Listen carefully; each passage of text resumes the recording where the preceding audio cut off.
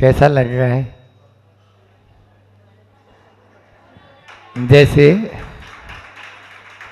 जैसे बड़े दिनों के बाद बच्चा, जैसे छुट्टियां हो जाती है ना, तो छुट्टियों के बाद में कि हाँ यहाँ तो छुट्टियां नहीं हुई बल्कि एक हाँ एक्स्ट्रा सेशन हुआ, एक अतिरिक्त सत्र जिसको बोलते हैं वो हुआ। और उसके बाद में यह आज फिर से हम सब यहाँ मिलकर बैठे हैं उन्हीं चर्चाओं को करने के लिए जो प्रतिदिन हमारे जीवन को उन्नत बनाने में हमारी सहायता करे। प्रतिदिन भी वही बात हो रही थी वहाँ भी, श्रावक संस्कार शिविर में भी, लेकिन जो यहाँ का रूटीन था, यहाँ की दैनिकता थी, तो वो नियमितता अपन फिर से लाते हैं और आते हैं उन्हीं 16 कारण भावनाओं पर जिनके माध्यम से इस जो धरती का सर्वोच्च पद है, मोक्ष मार्ग से नेतारम बोलते हैं ना, तो मोक्ष मार्ग के जो नेता हैं ऐसे तीर्थंकर पद को देने वाली है। भक्ति के माध्यम से मुक्ति संभव है, लेकिन विश्वास हो तो, विश्वास नहीं होगा तो नहीं होगा। पूर्ण विश्वास के साथ में यदि हम भक्ति करेंगे तो निश्चित रूप से वह हमारे लक्ष्य को देने वाली होती है।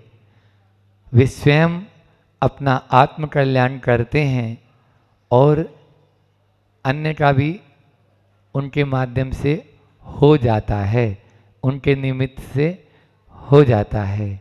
यहाँ पर जब हम अपने आत्म कल्याण के साथ में प्राणी मात्र के प्रति निर्मल भावना भाएंगे, प्राणी मात्र के प्रति क्षमा भाव रखेंगे, प्राणी मात्र के प्रति उन गुणों की जिनके 10 दिन हमने बहुत आराधना अच्छे से की है, उन गुणों को हर जीव मात्र के प्रति रखेंगे, तब जाकर हमें वह तीर्थंकर प्रकृति का बंध हो सकता है। रग रग से वही गंध आनी चाहिए।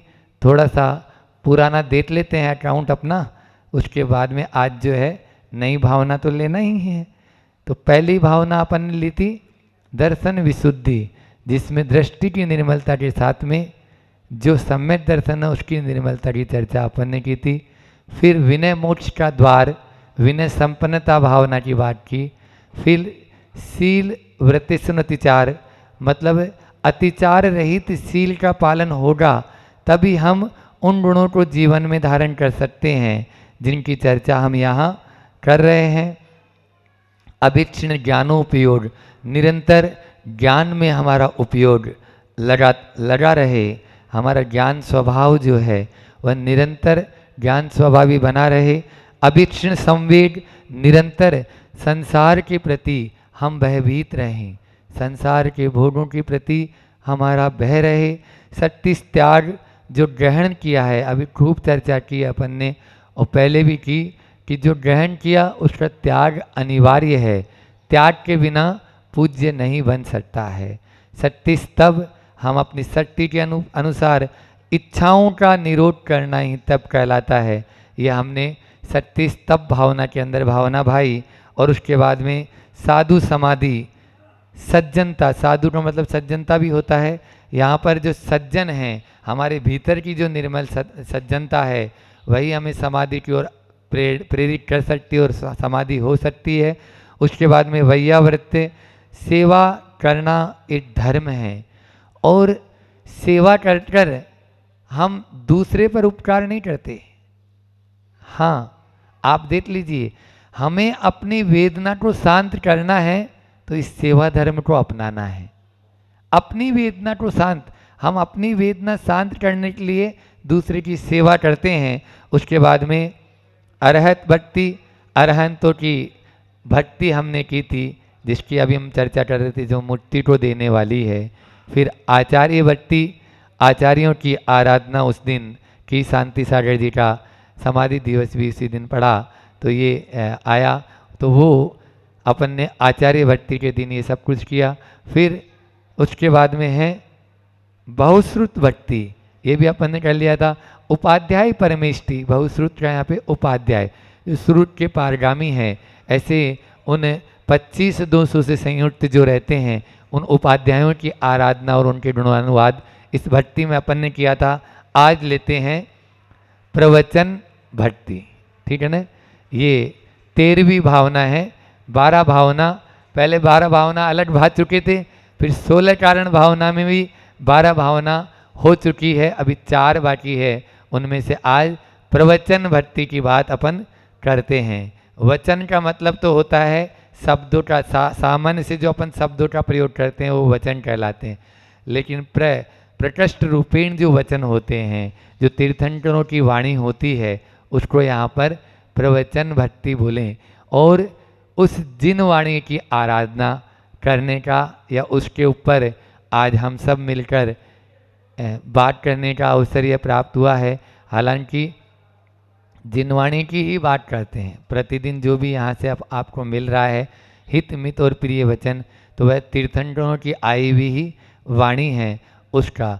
तो यहाँ पर हमें उस श्रद्धान हमारा उसके ऊपर पक्का हो।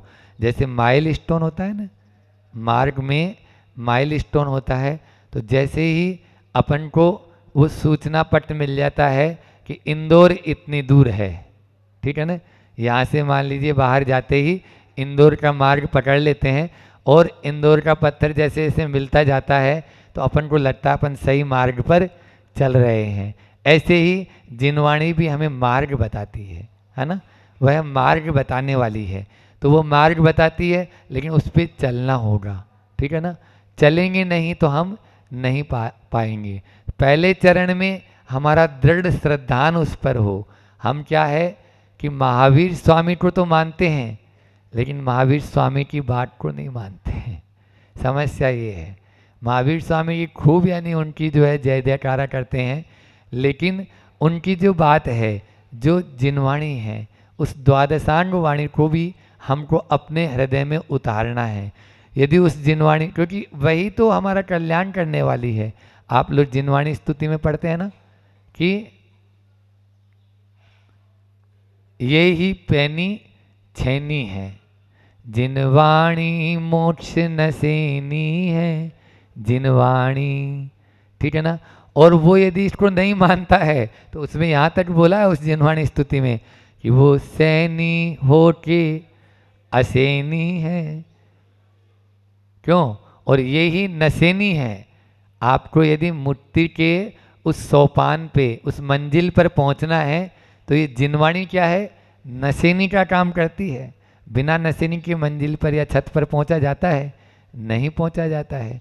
तो इस जिनवाणी की रूपी नसेनी को आप उपयोग में लें। बहुत सारे लोग यहाँ पर बैठे हैं लेकिन स्वाध्याय नहीं करते हैं, जबकि हमने कल भी बोला था कि देव पूजा, गुरु उपासना, स्वाध्याय, संयम, तप, दान, ये गृहस्था नाम सठ कर्माणि दिने दिने, ये गृहस्थों के 6 कर्तव्य हैं। इन रोटी खाना कर्तव्य नहीं बताया, देख लो कहाँ बताया, बताओ।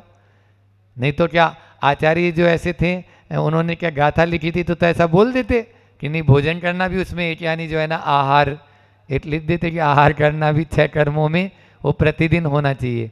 नहीं, उसके बिना आपका काम चल सकता और चलता है। अभी 10-10 उपवास भी किए हैं, सामने बैठे हुए हैं सब लोग, है ना।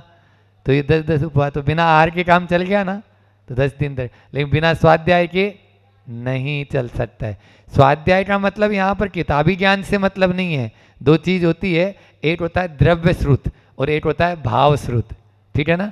श्रुत के 2 भेद होते हैं ना, द्रव्य श्रुत और भाव श्रुत। आचार्य श्री कई बार बोलते हैं कि भाव श्रुत की द्रव्य श्रुत के साथ में व्याप्ति नहीं है। भाव श्रुत हो, ये भाव श्रुत भाव रूपी स्वाध्याय अपना हमेशा चले। जो हमने बात बताई उसका चिंतन बार बार होता रहे। जो पहले जिनवाणी में पढ़ा है उसका चिंतन, एकांत में बैठ गए, चिंतन चल रहा है। अकेले नमोकार मंत्र में भी पूरा द्वादशांग है। क्या बोल दिया मैंने? जिनवाणी बोल रही है, हम तो नहीं बोल रहे। नमोकार मंत्र में भी पूरा द्वादशांग है और अकेले ओम में भी पूरे पंच परमेष्टिका से भी स्वाध्याय है। द्रव्य संडली कक्षा में अभी हमने बताया था कि किस तरह से आप लोग ध्यान कर सकते हैं, और उसमें ध्यान की यही तो मंत्र हैं। इन्हीं मंत्रों और कोई दूसरे में जाओ ही नहीं। आप तो नमोकार मंत्र को पकड़ लो, बेड़ा पार होना है। आप वो अपने एक आता है ना कि एक साधु थे और उनके एक शिष्य थे। अब वो ज़्यादा कुछ तो जानते नहीं थे और मतलब थोड़ा सा समझदार तो पूरे थे। आजकल के जैसे पढ़े लिखे होते हैं वैसे नहीं कि हम अधिक पढ़े लिखे हैं कम समझदार। वो बहुत समझदार थे लेकिन उनको ज्ञान नहीं होता था, याद नहीं होता था, बिल्कुल भी उनको कुछ भी याद नहीं हो पाता था। एक अक्षर भी यानी कोई पढ़ाते थे तो नहीं होता था। एक बार गुरुजी ने 6 अक्षर का मंत्र दिया कि तेरा इसको तो तुम याद रखना। अब माँ तुस और माँ रुस, मतलब तुम द्वेष मत करो और राग मत करो। राग और मारुस मातुस मतलब यानी राग और द्वेष मत करना किसी माँ का, मतलब नहीं, निषेध होता है, ठीक है ना। तो ये मत करना तुम किसी पर भी। तो बोलो हाँ ये तो याद रह ही जाएगा। वो भी भूल गए, वो भी भूल गए। अब भूल जाते हैं तो निकले आहार की चरिया बेला में, और आहार में जैसे निकले तो एक बुढ़िया थी तालाब के किनारे कुछ कर रही थी। देखे गौर से, अरे ये उड़द को धो रही है और उड़द को छिलका अलग कर रही है। हाँ यही तो बताया था मेरे गुरुजी ने कि माँ रुस और माँ तुस, लेकिन वो तो तुस मास भिन्नम याद रह गया उनको, वो तो भूल गए, मूल मंत्र तो चला गया। तुस मास भिन्नम बोले, मास जो है ना उड़द होते हैं। मास का मतलब क्या होता है? उड़द। ये मास वाला मास नहीं समझ लेना, मास यानी उड़द। संस्कृत में मास बोलते हैं उसको, क्या बोलते हैं?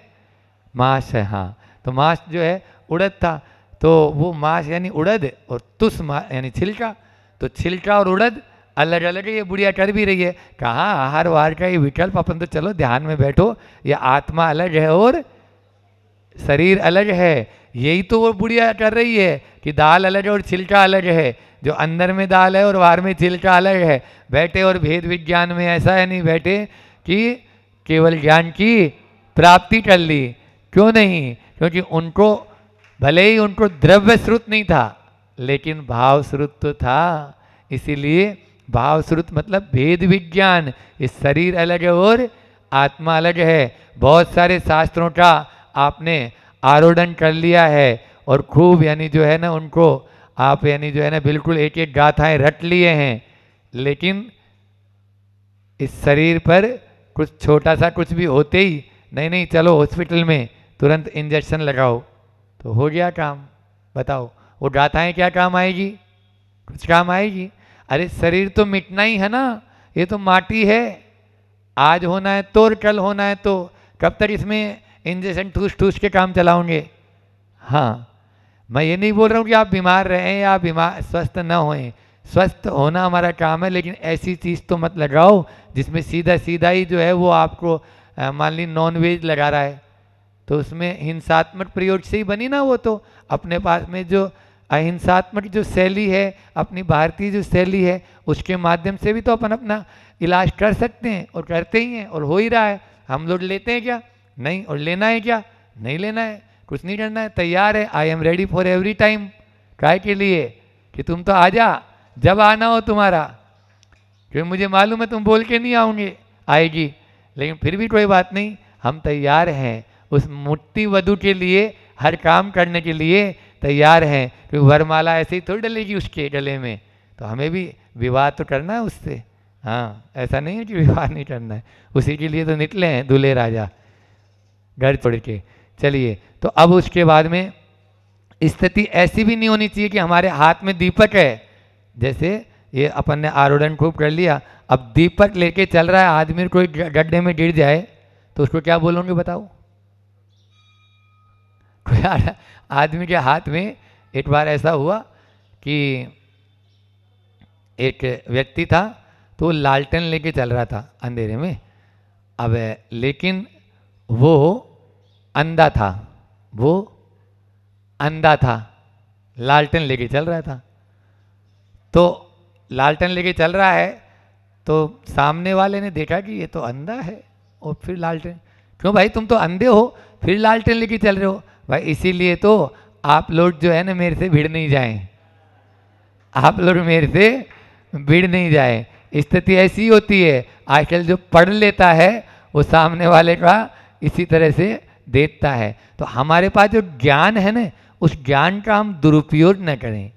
पढ़ने का अर्थ केवल विद्वान बनना नहीं है ना, पंडित बनना नहीं है। पंडित तो हमने देख लिया है कि खूब सारे पंडित होते हैं और वो पंडित जी अब उनको गाथाएं खूब रटी भी रहती है, लेकिन त्याग में शून्य रहते हैं, शून्य रहते हैं।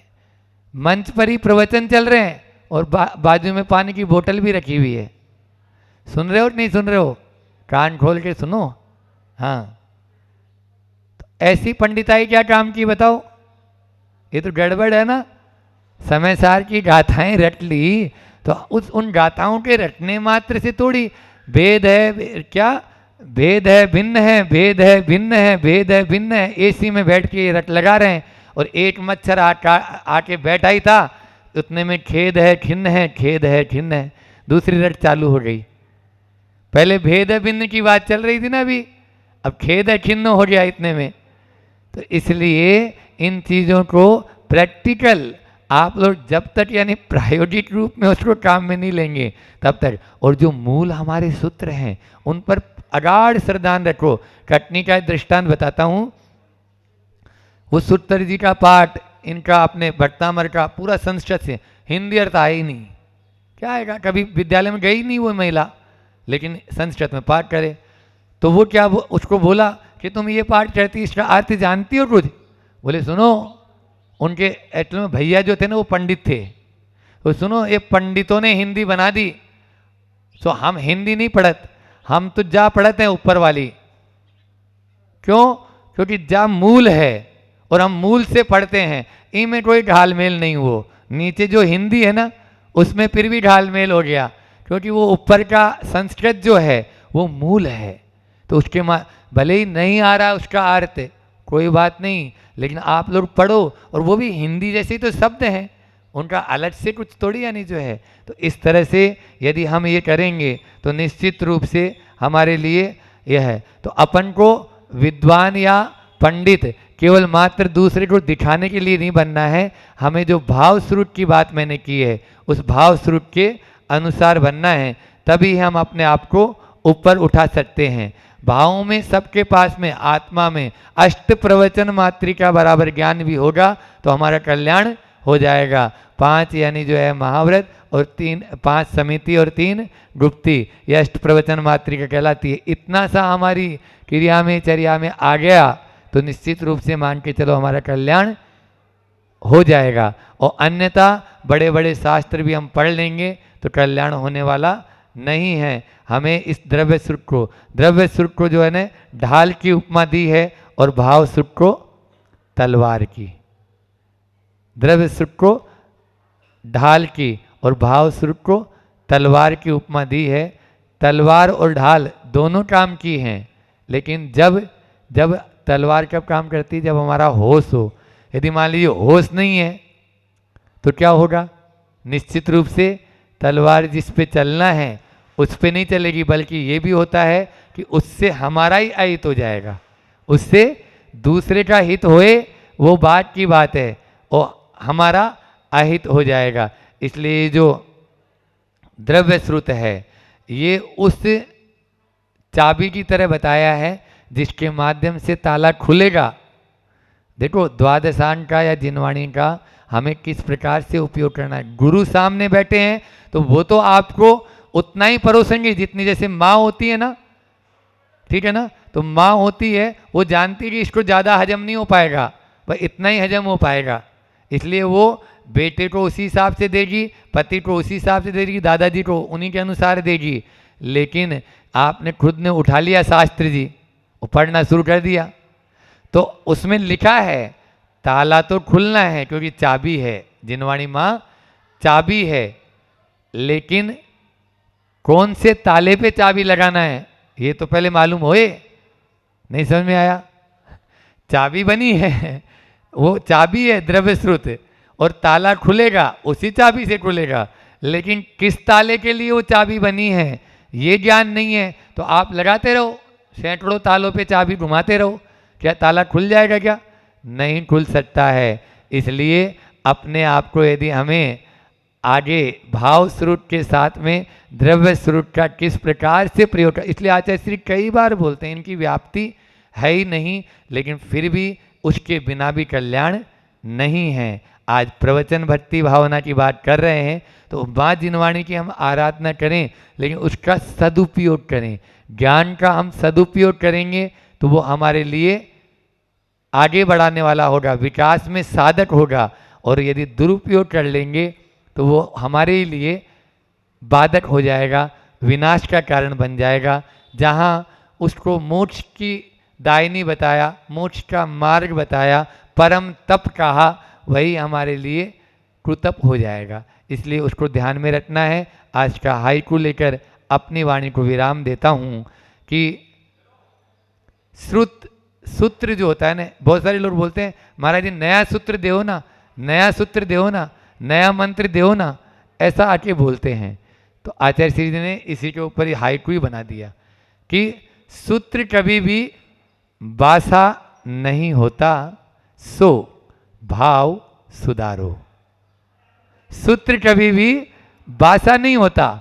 जो आचार्यों की वाणी आज से हजारों हजारों साल पहले से चलती भी आ रही है, भद्रबाहु के समय से, फिर कुंद आचार्य के समय से, वो जो परंपरा जो आज अनवरत चलती भी आ रही है, और अभी गुरुजी, तो वो आचार्यों की परंपरा से जो सूत्र मिले हुए हैं हमें, वो कभी बासे नहीं होते, वो तो रोज नए नित प्रति। आज ही सुबह भाई जी स्वाध्याय में बोल रही थी कि हमें अपना चिंतन करो, तो चिंतन करोगे ना तो उस सूत्र में से नया निकलेगा निश्चित रूप से। तो वो बासा नहीं है, वो तो नया नया देने वाला है। तो सूत्र कभी भी बासा नहीं होता।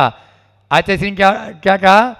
सो भाव सुधारो, भाव सुधारो। दो चीजें इसमें, पहले तो परिणाम सुधारो और दूसरा है भाव सु और धारो, मतलब अच्छे भावों को धारो, गलत भावों को मत धारो। ये भी लगा सकते हो, सु को अलग करो, धारो को अलग करो, तो भी चल जाएगा।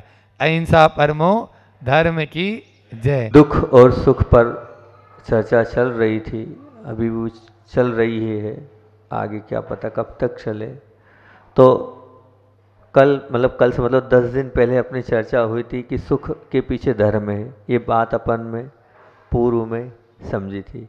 अगर सुख है तो उसके पीछे निश्चित तौर से धर्म है, धर्म के कारण ही सुख की प्राप्ति होती है। अब बात समझेंगे, प्रत्येक दुख के पीछे पाप है। प्रत्येक जो भी आपको अभी दुख दिख रहा है, आपके जीवन में कष्ट दिख रहे हैं, आपके जीवन में जो भी असुविधाएं महसूस हो रही है, जो भी आपका अपमान हो रहा है, उन सब के पीछे क्या है? तो उन सब के पीछे क्या है? उन सब के पीछे आपका दुख के पीछे क्या है? तो पाप है। इसको हमें स्वीकारना पड़ेगा। जैसे मान लीजिए आप रास्ते से जा रहे हैं और एक 22, 23, 24 साल का नवयुवक है, उसको लोग खूब मार रहे हैं। शर्म नहीं आई? अरे नालायक, थोड़ा तो ध्यान रखता, अपने परिवार का ध्यान रखना। किस परिवार से है तू? तेरी पिता की इज्जत का तुझे कोई ख्याल नहीं था? समाज की तूने कोई परवाह नहीं करी? ऐसा दुष्ट कार्य तूने क्यों किया? आप निश्चित तौर से वो नहीं, आपको पता क्यों पीटा जा रहा है, क्या हेतु है, लेकिन आप उस दुष्कार्य को नहीं देखने के बावजूद भी आप उसके उस क्रूर व्यवहार जो उसके साथ हो रहा है, आप स्पष्ट रूप से कह देंगे कि इसने कुछ गलत किया था। आपके मन में ये बैठ जाएगी बात कि जिस प्रकार से सब लोग लगे हैं और मार रहे हैं, तो निश्चित तौर से इसने कोई ना कोई ऐसा दुष्कार्य तो किया ही होगा जिसके कारण इसे मारा जा रहा है, पीटा जा रहा है, अपशब्दों का प्रयोग किया जा रहा है और इसके साथ गलत व्यवहार हो रहा है। बस भले ही इसी प्रकार से वो जो दुख हमें दिख रहे हैं, अभी हमारी उसको देखते ही मानसिकता बन गई इसने गलत किया है इसलिए मिल रहा है, तो जो हमें दुख हम भी वर्तमान में दिख रहे हैं, तो उसी प्रकार आप धारणा बना लो ऐसे ही कुछ किया होगा जिसका नतीजा ये दिख रहा है। भले इंसान वर्तमान जीवन में कोई विशेष दोष नहीं दिखाई दे रहा है, ना हम देख पा रहे हैं, परंतु दुष्कृत का ही आचरण का ही वो परिणाम है, मान के चलना पड़ेगा। भले ही मन में अभी वो दिख रहा है हमें कि व्यक्ति तो बहुत शांत है, इसका स्वभाव बहुत शांत है, प्रशांत है, फिर भी यदि उसके जीवन में दुख, असुविधा, परेशानी, अन्याय, अपमान अगर हमारे को दिख रहा है तो मान के चलना इसके स्वयं का खुद का पूर्व भव का पाप है जो उदय में आ रहा है। जैसे अग्नि बिना धुआं के नहीं होती है, मतलब अग्नि है दिख रहा है तो धुआं के बिना अग्नि नहीं, इसी प्रकार से पाप कर्म के बिना दुख नहीं। ये अपने मन में स्थापित कर लो, दुख मिला है निश्चित तौर से पाप किया है। और ये संसार ऐसा है जहाँ सुख पुष्प के समान है और दुख हजारों कांटों के समान है। हजारों कांटों के बीच में एक फूल होता है, सुख उस फूल के भांति है, बहुत कम मिलता है। पूरी एक डगाल में 100 कांटे हैं और उन 100 कांटों के बीच में एक फूल है, तो 100 कांटे तो दुख की उपमा वाले हैं और जो फूल है वो सुख की उपमा वाला है। तो पूरा जहाँ संसार में अधिकता काय की हैगी, दुख की हैगी। ये संसार ऐसा है जो सुख केवल आशा में है, वास्तविकता में दुखों के सिवाय कुछ नहीं है। हम सिर्फ आशा रखते हैं, इच्छा रखते हैं, भावना रखते हैं और भावना में ही रहता है, लेकिन वो आशा, इच्छा, भावना वास्तविक रूप में नहीं होगा। वास्तविकता तो हमें दुखों के साथ ही झेलना है, उसी को अपना जीवन बनाना है। और यहाँ संसार में आप कितना भी सोच लो, सोचा हुआ कुछ नहीं होता है और आप जो नहीं सोचते हो वो बहुत कुछ हो जाता है। ये संसार अगर कहें हम तो बिंदु के समान सुख है, बिंदु के समान सुख है और सिंधु के समान इसमें दुख ही दुख भरा है। पूरा जीवन दुख ही दुख के समान। और समझें इसको तो मान लो आप थिएटर में जाते हैं, पिक्चर देखने जाते हैं, तो सुख कैसा है उसकी उपमा दे रहे हैं, दुख कैसा है उसकी उपमा दे रहे हैं। तो बोले दुख तो कैसा है, पूरी पिक्चर के समान है। सुख कैसा, वो जो इंटरवल होता है ना बीच में, उसके समान सुख मिलेगा आपको। वो 10 मिनट 5 मिनट जितनी देर का भी वो इंटरवल मिलता है, वो इंटरवल या क्या कहते हैं उसको आप, बीच का जो छूट मिलती हैगी उसमें इंटरवल ही बोलते हैं ना, वो इंटरवल के समान ही आपका सुख हैगा। जब यदि पूरी जिंदगी ही दुख के साथ दुश्मनी रखकर उन्हें दूर करने, उन्हीं के साथ हमें लड़ना है, तो फिर हम पूरा उसी के पीछे क्यों पड़े हैं कि इसको समाप्त कर दें। अगर हम उसी के पीछे पड़ जाएंगे, जब जिंदगी हमने निकाल ली कि हाँ पूरा रेशो निकाल लिया, पूरी जिंदगी का रेशो क्या है, दुख। 70% जीवन दुख में ही लिखा है, 80% जीवन दुख में ही लिखा है, 90% जीवन दुख में ही लिखा है। अब हम दुख के पीछे भाग रहे हैं, दुख के पीछे दौड़ रहे हैं और उसी की पीछे भागदौड़ में लगे हैं, तो फिर आप धर्म कब करोगे? आप धर्म कब करोगे? अपने आप से पूछो तो सही। अब जीवन में दुख ही दुख लिखा है, तो जब दुख लिखा ही है तो आप तो सीधे सीधे उसको ये चिंतन करो ना कि दुख जो भी है पूर्व जन्म के परिणाम का फल है। जीवन भर हम उससे अगर लड़ते ही रहेंगे तो फिर तो यही होगा, फिर हम पाप के मार्ग में जाएंगे। पाप के मार्ग में से मतलब क्या है?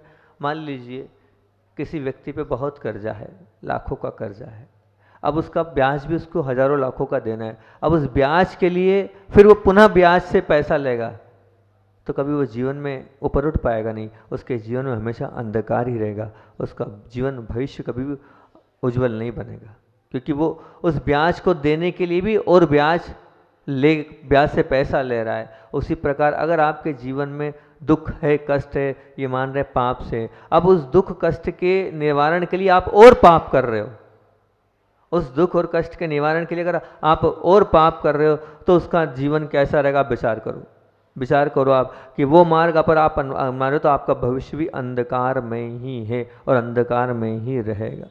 मन का स्वभाव तो होता है कि वह जो अच्छा नहीं लगता उससे दुश्मनी करता है, उसके साथ भेदभाव करता है, उसके साथ संकलेश करता है।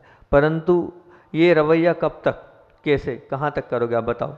अगर ऐसा आप मानते हो कि नहीं, कष्टों से दुखों से हमें क्या मिलेगा, उसकी दोस्ती, उसके साथ अच्छा रवैया करने से क्या मिलेगा, तो मैं पूछता हूँ, केवल अग्नि दाहक नहीं पावक भी होती है, ये आप जानते हैं कि नहीं? वो जो अग्नि है वो मात्र जलाने वाली भी नहीं होती है, वो अग्नि आपको पावक भी होती है। उसी अग्नि के कारण आप भोजन पान जो आहार सामग्री है वो तैयार किसके कारण करें? उस अग्नि के कारण। अग्नि जलाती भी है, लेकिन वो पावक भी है। मन केवल मारक नहीं, तारक भी। इसी मन के माध्यम से, चिंतन के माध्यम से आप मोक्ष मार्ग में आगे बढ़ाकर अपने आप को संवार सकते हो। तो हर चीज़ को आप ये मत मानो कि खराब ही है। वो जो विष है वो विष भक्षक नहीं, रक्षक भी है, भय को काटता है। इसीलिए इसी प्रकार दुख ही दुख को काटेगा। दुखों के साथ मित्रता ही दुखों को दूर करेगी, ये बात ध्यान रखना। आप जितना दुखों को एक्सेप्ट करोगे उतना आपका भला होता चला जाएगा, उतने आप ऊपर उठते चले जाएंगे। आपके लिए दुख ही कोर्स होना चाहिए, दुख ही पाठ्यक्रम होना चाहिए। क्यों पाठ्यक्रम होना चाहिए? पहले ही बता चुका हूँ कि दुख 70% है, 80% है, 90% है। जब इतना हमारे जीवन में दुख है तो हम उससे क्यों दुश्मनी करें? उससे मित्रता का हाथ बढ़ाएं ना, उसको गले लगाने का प्रयास करें। गले लगाएंगे तो निश्चित तौर से वो हमारे साथ आकर और हमारी बिरादरी में आकर वो दुख भी अपने आप में हमारे साथ रहकर सुख का अनुभव होने लगेगा। इसलिए कहते हैं कि दुख का अनुभव करने के लिए दुख से दुश्मनी नहीं, अपितु उसके दोस्त बन जाने की आवश्यकता है। उसे दोस्ती करने के साथ जो ही आपको, बहुत अच्छी बात बोल रहा हूँ, जो ही आपको दुख प्रिय लगेगा, जो ही आपको दुख प्रिय लगेगा तो ही दुख जो है दूर हुआ समझो। जो ही आपको दुख प्रिय लगेगा तो ही समझते जाना वो दुख अपने आप दूर होते चले जाएगा। अब आप ये मान के चलें, एक संयमी का जीवन है, बहुत अच्छी चीज़। अगर आपने समझ ली तो बहुत अच्छी बात है। एक संयमी का जीवन, एक मुनिराज का जीवन है। मुनिराज को तकलीफ हो रही है अंतराय की। वो अंतराय की तकलीफ को वो कितने हंसते हुए स्वीकार कर रहे हैं। मुनिराज ने केशलोच किए। केशलोच करना सहज है। एक बाल उखाड़ के देखना अपना, थोड़ा उखाड़ के देखो आप कैसा लगता है। यहाँ के मूछ के बाल उखाड़ के देखना, समझ में आएगा क्या होता है। लेकिन देखो वो मुनिराज बड़े हंसते हंसते केशलोच कर रहे हैं, कहीं कोई दिक्कत नहीं हो रही है। वो पैदल चल रहे हैं, पाँव में छाले हैं, फिर भी चल रहे हैं वो पैदल। उस कड़कती धूप में गरम गरम रोड पर चल रहे हैं वो, पर वो मुस्कुराते हुए चल रहे हैं। किसी प्रकार का उनको आहू नहीं कर रहे हैं। वो ठंड में चल रहे हैं, शीत की लहर है, नग्न अवस्था है, आप तो पूरे कपड़े से लदे हैं, लेकिन वो ये आह ऊह अंदर से कष्ट वेदना ये सब उनके पास नहीं है। आखिर उनके पास एक क्यों सब नहीं है? इतना कष्ट, इतना दुख, कुछ अस्वस्थ अवस्था हो जाती, ना कोई इंजेक्शन लगाना है, कोई बोतल चढ़ना है, उनको वो अपने हिसाब से अपनी विशुद्धि के बल पर वो सब कुछ सहन कर रहे हैं। तो वो दुखों को क्या मान रहे हैं? ये है मुझे अंतराय को पालना है, मुझे केशलोच को करना है, मुझे पद विहार करना है, मुझे उस शीत को सहन करना है। ये सब उनने अपनी मानसिकता में बना लिया तो वो दुख उनको दुख लग ही नहीं रहे हैं। उनने मानसिकता बना ली ना कि मेरा जीवन क्या है, बाल आएगा तो बैठना ही है। मेरे जीवन में क्या है, मेरे जीवन में केशलोच करना ही 2 महीने में तो करना ही करना है। उनने उसको अपना एक अंग बना लिया। ये नहीं कि उनको कष्ट नहीं हो रहा है, उनको दुख नहीं हो रहा है, उनको वेदना नहीं हो रही है। ये नहीं कि वो सूर्यग्रास में अंतराय बैठ गए तो दिन भर उनको तकलीफ होगी। आखिर क्या कहा है, ये जो शरीर है काय का? अन्न का कीड़ा है। और 11वां प्राण तक कहा है अन्न को, 10 प्राण के अलावा। तो अन्न के बिना वो कैसे रह रहे हैं? उनने अपने जीवन का अंग बना लिया। उन्हें विचार कर लिया कि नहीं यही मेरा जीवन है, इसी में मुझे रहना है, इसी प्रकार से मुझे आगे काटना है अपने जीवन को। जब बना लिया तो बना लिया, उसमें कोई किंतु नहीं, कोई परंतु नहीं। आचार्य भगवंत को मैंने देखा है कि आचार्य भगवंत चतुर्मास में कभी 4 दिन में, कभी 3, एक बार लगा लेते हैं कि 4 दिन में उपवास करना है, अर्थात करना है। अब मान लो 4 दिन में उनने नियम ले लिया, 2-3 बार ऐसा चतुर्मास में हुआ कि 4 दिन, चौथे दिन या तो अंतराय हो गया या अलाभ हो गया, 2 बार ऐसा घटा। तो उन्होंने कहा मैंने निर्णय ले लिया ना, 4 दिन के बाद मुझे करना है। मैं तो करने गया था ना, नहीं मिला, बेला करूँगा। मैं क्या करूँगा? बेला करें, कोई दिक्कत नहीं। अंतराय तो फिर भी अगले दिन उपवास किया उन्होंने। मैंने सोच लिया बस ठीक है, अब मुझे मेरे शरीर की परीक्षा करना है। तो ये वो खुद एक्सेप्ट कर रहे हैं, और एक्सेप्ट कर रहे हैं, खुशी खुशी कर रहे हैं। ऐसे ही जैसे साधु केशलेच को, ठंड को, नग्नता को, उस पद विहार को एक्सेप्ट कर रहा है और प्रसन्नता के साथ कर रहा है, खुशी के साथ कर रहा है, उसको अपना कोर्स मान रहा है कि ये मेरे कोर्स की चीज़ है, ये मेरे कोर्स की चीज़ है, इसे मुझे करना है। ऐसे ही आपका भी वो कोर्स है जो दुख आया है, जो कष्ट आया है, उसको अपना कोर्स मानो। कोर्स किसको कहते हैं पता है ना? पाठ्यक्रम। पाठ्यक्रम किसको कहते हैं? हमें जिस परीक्षा में बैठे हैं, उस परीक्षा में जब हम उसको पढ़ेंगे, अध्ययन करेंगे, उसको अपने अंदर उतारेंगे, जब कहीं जाकर हम पास हो पाएंगे। अगर आप चाहते हो कि हाँ हमें पास होना है, तो उस पाठ्यक्रम को स्वीकारो। तो अपने जीवन में दुख एक पाठ्यक्रम है, दुख एक कोर्स है, इसे हमें स्वीकार करना पड़ेगा। नहीं स्वीकार करेंगे तो हम आगे बढ़ ही नहीं पाएंगे, आगे बढ़ा भी नहीं जा सकता है। कष्टों को सहन करने वाला ही महान बना है। अभी पूर्व में बताया कि पार्श्वनाथ भगवान को केवल ज्ञान कौन ने कराया? उपकार मानो उस कमठ का जिन्होंने केवल ज्ञान कराया। उपकारी है वो पार्श्वनाथ भगवान पर। उन्होंने उपसर्ग किया, खूब सारे पत्थर, खूब आंधी, खूब तूफान, खूब प्राकृतिक आपदाएं दी, जब जाके विशुद्धि बढ़ी। और जब विशुद्धि बढ़ी तो केवल ज्ञान हुआ, उसके बिना केवल ज्ञान नहीं हुआ था। तो दुख और संकटों को तो ये मानो ना कि भैया वो तो हमारे लिए, वो जो दुख हैं, वो जो कष्ट हैं, वो जो जितनी पीड़ाएं हैं, वो हमें और अच्छा पक्का बनाने वाली है, और हमारे मार्ग में और दृढ़ता दिलाने वाली है। वो दृढ़ता तब आएगी जब आप फेस करोगे। और अगर फेस नहीं करोगे और आज रोज ध्यान करते रहोगे ये क्या है, ये क्या है, ये क्या है, ये क्या क्या करते रह जाओगे। अभी का तो पाप कर्म है ही, और आगे भी पाप बांध रहे हो आप। अभी तो पाप कर्म के उदय से दुख संक्लेश कष्ट का अनुभव कर ही रहे हो, आगे भी आप पाप बांधते रह जाओगे, पाप करते रह जाओगे। अपने जीवन में हमें पाप से अगर ऊपर उठना है तो दुख और कष्टों को सहन करना पड़ेगा। कष्ट, असुविधा, परेशानी, दुख, प्रतिकूलता के साथ मित्रता कर लो। फिर से बोलूँ ये लाइन, कष्ट, असुविधा, परेशानी, दुख, प्रतिकूलता के साथ आप मित्रता कर लो। ये चीज़ें आपके जीवन में, आप ये बोलते महाराज बहुत कष्ट में हूँ, मैं बहुत असुविधा है मेरे लिए, एक भी सुविधा नहीं मेरे जीवन में। जहाँ जाता हूँ मुझे कष्ट और असुविधा के अलावा कुछ नहीं मिलता है। कोई सुविधा मेरे ना माता पिता ने मुझे दी है, ना कहीं से मुझे सुविधा मिलती है। आप अपने आप को हमेशा असुविधा में महसूस करते हो, आप हमेशा अपने आप को परेशान महसूस करते हो कि मेरे पास मेरे जीवन में परेशानियों के अलावा कुछ नहीं। एक परेशानी जाती नहीं है कि दूसरी सामने खड़ी हो जाती है, ये आप मान के चलते हो। हमेशा अपने आप को प्रतिकूलता में महसूस करते हो कि मेरे लिए अनुकूलता मिलती ही नहीं है।